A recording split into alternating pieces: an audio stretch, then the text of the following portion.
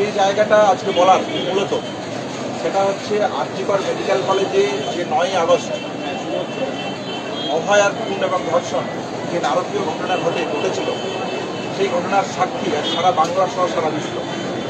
আপনারা দেখেছেন junior doctor ফ্রন্টের যে নেতৃত্বকে সামনে রেখে সারা বাংলার মানুষ, সারা বিশ্বের মানুষ, সারা পৃথিবীর মানুষ এই ঘটনাকে সামনে রেখে আন্দোলনে আন্দোলিত হয়েছে, উদ্যোগিত হয়েছে।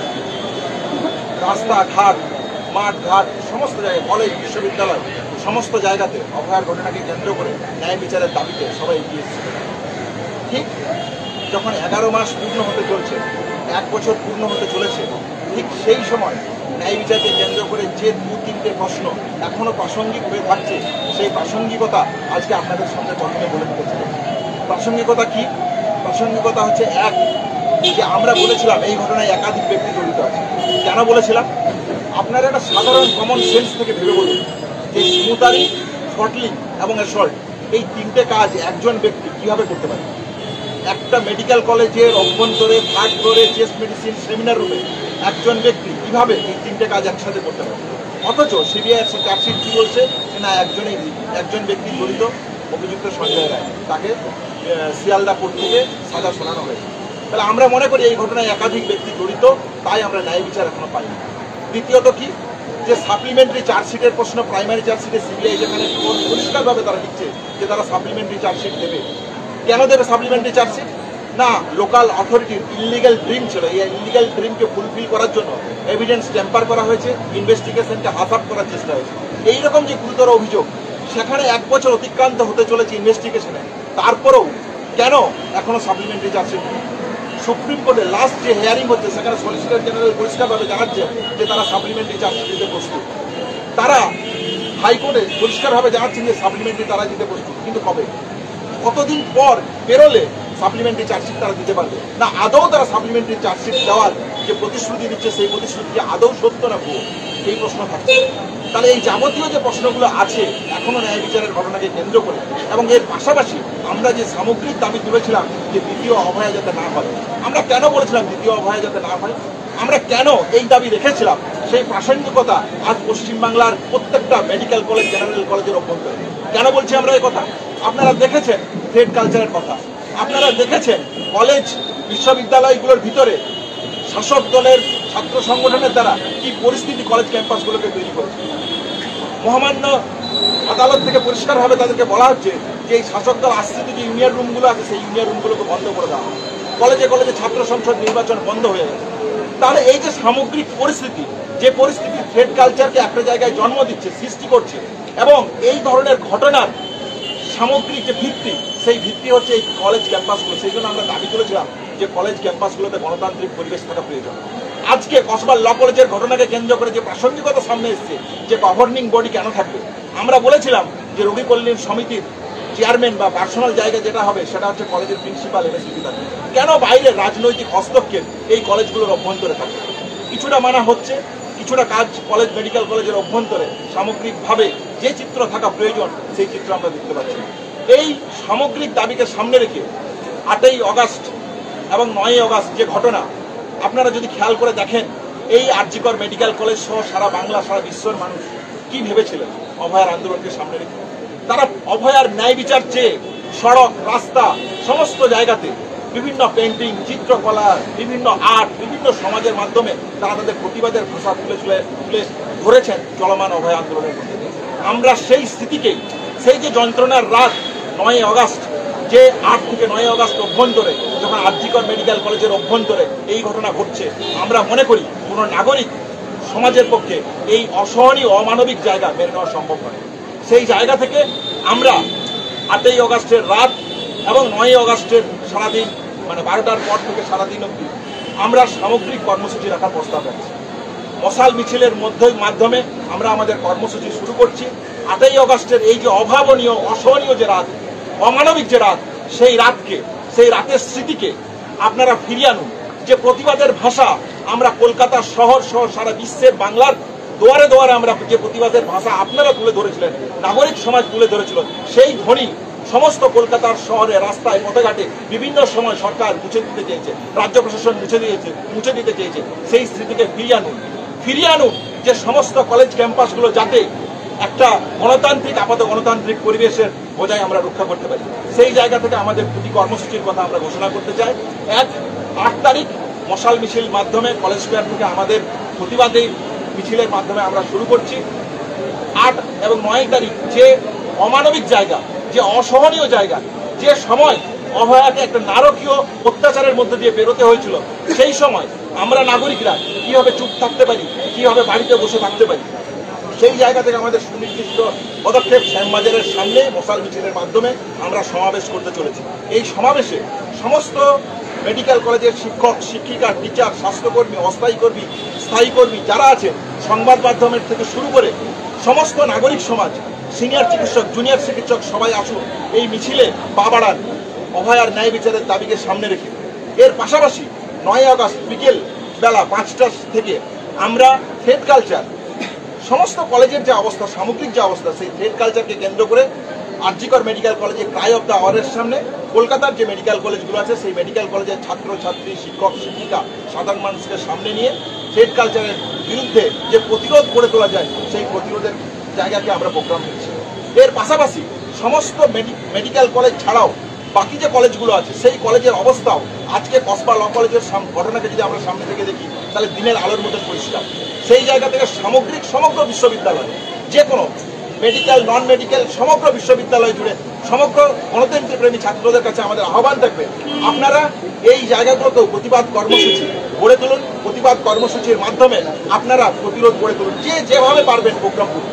এর পাশাপাশি নাগরিক সমাজ 9 আগস্ট সারা দিনব্যাপী আপনারা যেভাবে পারবেন সেই দিনে রাখি বন্ধন উৎসব থেকে শুরু করে সামগ্রিক পরিকল্পনাকে কেন্দ্র করে থ্রেড কালচার এবং এই যে পরিস্থিতি, ধর্ষণ শহরের এই যে কালচারের একটা বৃত্তায়ন তৈরি হয়েছে পশ্চিমবাংলার বুকে, এই বৃত্তায়নকে সামনে রেখে প্রতিবাদের কর্মসূচি তৈরি করুন, প্রতিবাদের কর্মসূচি গড়ে তুলুন। 9 আগস্ট সারাদিন ব্যাপী বিকেল থেকে শুরু করে সমগ্র মেডিকেল কলেজের অভ্যন্তরে ওয়েস্ট বেঙ্গল জুনিয়র ডক্টর ফ্রন্টের ডাকে কলকাতার কলেজগুলোকে সামনে রেখে ক্রাই অফ দ্য আওয়ারের সামনে কর্মসূচি, কলকাতার বাইরে পেরিফেরি মেডিকেল কলেজগুলোর সাথে যোগাযোগ করে ওয়েস্ট বেঙ্গল জুনিয়র ডক্টর ফ্রন্টের ডাকে সামগ্রিক থ্রেড কালচার এবং কলেজে ক্যাম্পাসের গণতান্ত্রিক পরিবেশকে রক্ষা করা, অভয়ের মতন দ্বিতীয় অভয় যাতে না ঘটাতে যতটা অবধি আমরা ক্যাম্পাসকে গণতান্ত্রিক পরিকাঠামো গড়ে তুলতে পারি, এই নিয়ে সামগ্রিক কর্মসূচি আপনাদের কাছে আমরা রাখবো।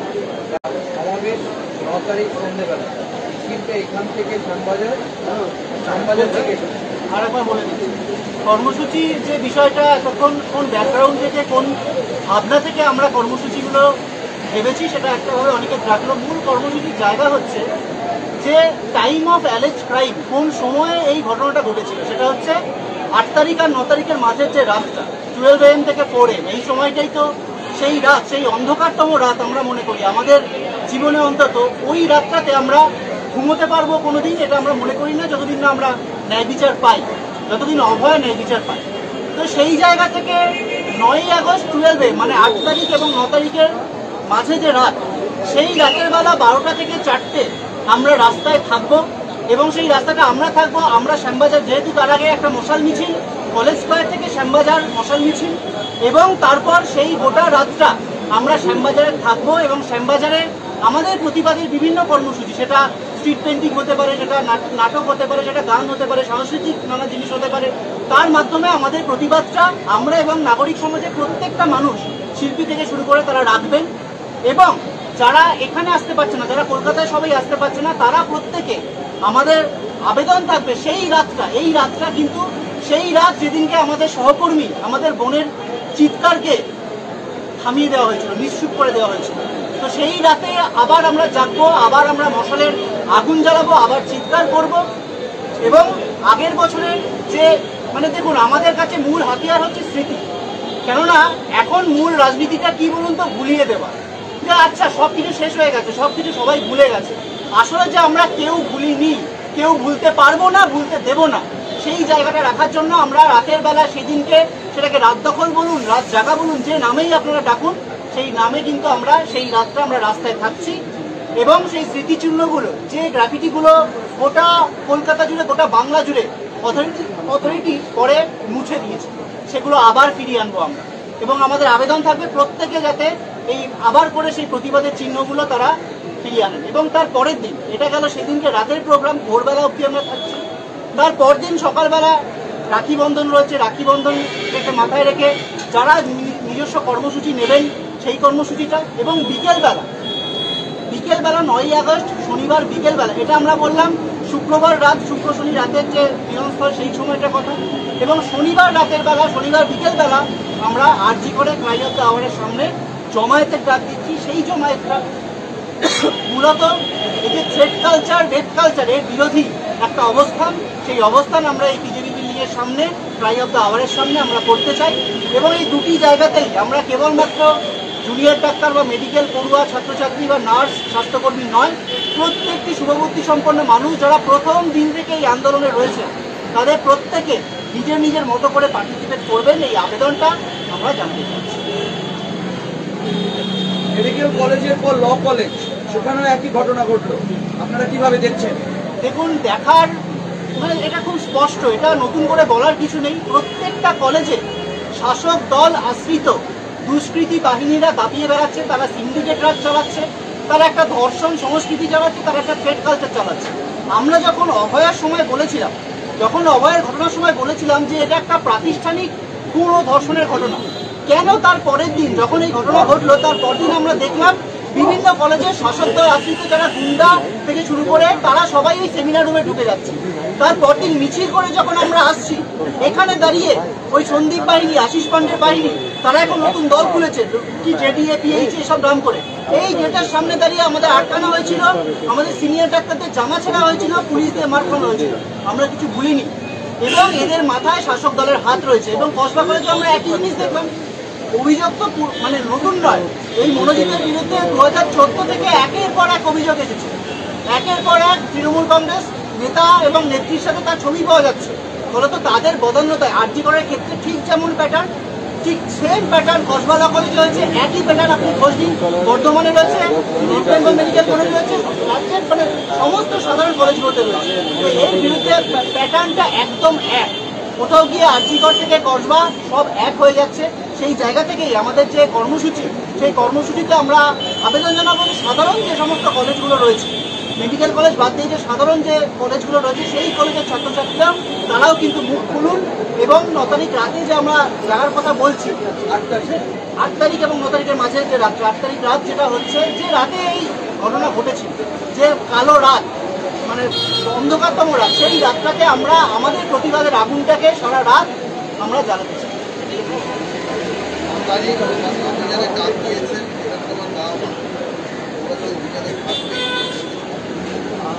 দেখুন, এই জায়গাটা স্পষ্ট করে নেওয়া দরকার। আমরা জানতাম এই প্রশ্নটা আসবে, যে জায়গা থেকে এই ডাকটা দেওয়া হয়েছে, যদিও কাকু কাকিমার মুখ থেকে এই ডাকটা এসেছে, কিন্তু যে মঞ্চ থেকে এসেছে সেখানে বিরোধী দলনেতা থেকে শুরু করে একটি নির্দিষ্ট রাজনৈতিক দলের নেতা এবং মানে তাবর নেতারা সেখানে উপস্থিত ছিলেন।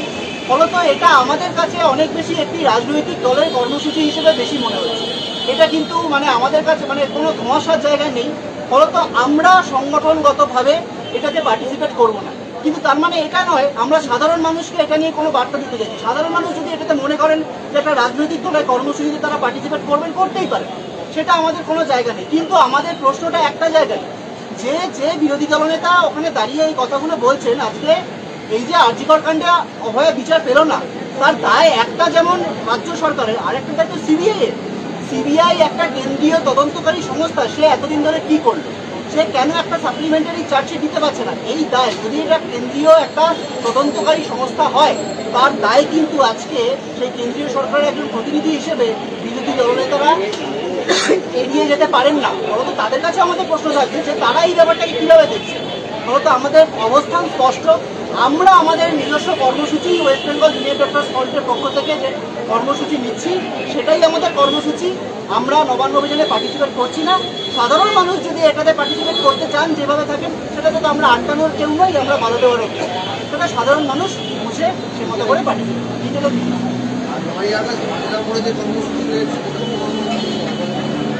দেখুন, এই যে কর্মসূচির কথা, এই কর্মসূচির কথা বিভিন্ন নাগরিক মঞ্চ, অভয় মঞ্চ মিলে এই প্রায় একই সময় দেওয়া হয়েছে। তারা আমাদের সাথে একটা ইনভিটেশনও আমাদের জানিয়েছেন যে আমরা পার্টিসিপেট করতে চাই কিনা। দেখুন, আমাদের নিজস্ব কর্মসূচিতে থাকছে, ফলত আমরা খুব পার্টিসিপেট করতে পারবো এরকম নয়, কিন্তু যদি কোনো ইনভিটেশন জানানো হয়, কোনো প্রতিনিধি যেতে পারে কিনা সেটা আমরা আলোচনা করে দেখছি। কিন্তু এই মুহূর্তে আমরা আমাদের কর্মসূচি নিয়ে কিন্তু আর কি আমাদের প্রকাশ করছি। আর এই যে এখানে আজকে যেটা আমরা জানতে পারি, শিয়ালদা কোর্টে নির্যাতিতার মা এবং বাবা তারা নতুন উকিল যে আছে ওদের পক্ষে এইখানে আসার জন্যে তারা আবেদন করেছে এবং সেইটা শুনানি হচ্ছে। আজকে সবাইকে আনা হয়েছে। এই যে তারা নতুন করে তারা বলছেন যে তারা সিবিআইয়ের ব্যাপারে অনাস্থা প্রকাশ করছেন এবং পুরো যে প্রসেসটাকে আবার স্টার্ট করে একটা ইয়ে করছেন, এইটাকে আপনাদের মূল্যায়নের কিছু বলার আছে? দেখুন, এটা একটু ক্যামেরার দিকে তাকিয়ে বলো দাদা, আমাদের সাথে মানে একটু মাইকগুলো দাও না, মাইক একটু সরি, হ্যাঁ একটু প্লেস করো, নাহলে মাইকের জায়গায় বসো। হ্যাঁ, থ্যাংক ইউ। বিভিন্ন যে আমরা যারা আছি মেম্বার, তাদের প্রত্যেকে অনেকেরই সাথে কাকু কাকিমার একদম পারিবারিক সম্পর্ক আছে। এই ব্যাপারটা আপনি বললেন যে ওনারা রিসেন্টলি যে লয়ার চেঞ্জ হয়েছে সেটা নিয়ে যে আলোচনা, এগুলো অনেকটাই ব্যক্তিগত আলোচনা, এগুলো সাংগঠনিক আলোচনা নয়, এগুলো সাংবাদিক সম্মেলনে আলোচনা করার মতো জিনিস নয়। তবে এ নিয়ে আমাদের সাথে তাদের অনেক আগে থেকেই কথা হয়েছে এবং আমরা পুরো ব্যাপারটাতে তাদের সর্বতভাবে তাদের পাশে আছি। তারা বিচারের জন্য যে যে যে অ্যাভিনিউয়ের কথা তারা ভাবছেন প্রত্যেকটিতেই আমাদের সম্পূর্ণরূপে তাতে সহমত আছে। এবং এই যে আজকে যে অ্যালাউ করা হয়েছে, মানে লয়ারকে যে অ্যালাউ করা হয়েছে, আমাদের যে লয়ার তাকে যে অ্যালাউ করা হয়েছে, এখানে আবেদন করেছে, সেটা আমরা খুব পজিটিভ একটা স্টেপ হিসেবেই দেখছি। এবং সেটা যদি অ্যাপ্রুভ হয়, আমরা চাইবো যেন সেটা অবশ্যই অ্যাপ্রুভ হয় এবং হাইকোর্টে যেরকমভাবে কেসটা চলছে সেটাতেও যেন সেটার একটা ছাপ পড়ে, এটাই আমরা চাই। আমরা তো সত্যিকারেরই জানতে চাই যে 9ই আগস্ট কী ঘটনা ঘটেছিল, সেই সত্যের কাছাকাছি আমরা পৌঁছতে চাই। ফলে যদি ক্রাইম সিনকে তারা এসে দেখতে চায় এবং নতুন করে, আমরা তো বারবার পরিষ্কার কথা বলছি যে একজন ব্যক্তির পক্ষে এই তিনটে কাজ করা কীভাবে সম্ভব। সিবিআই এখনও অবধি যা প্রডিউস করেছে এবং যা পাবলিকলি ডকুমেন্ট অ্যাভেলেবেল, সেখানে এমআইএমডির যে রিপোর্ট, যে 17 জন ডাক্তারের প্যানেলের যে রিপোর্ট, সেখানে তো পরিষ্কারভাবে বলছে যে অভয়ার মৃত্যুর কারণ পোর্টলিং এবং স্মুদারিং, এই দুটোর কম্বাইন এফেক্টে তার ডেথ হয়েছে।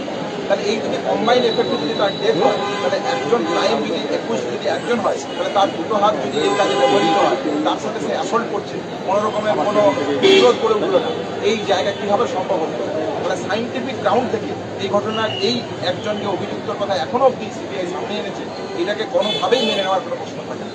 তাহলে সেই জায়গা থেকে যদি নতুন করে রিস্টার্ট হয়, রিইনভেস্টিগেশন হয়, আমরা তো চাই তদন্ত হোক, তারা এই ঘটনা ঘটলেও সেটা তো সত্য করে জানতে চাই। ফলে এই ঘটনার সাথে এই যে আপনি প্রশ্ন করছেন, এর সাথে বাবা মার সাথে আমরা পূর্ণ সহমত।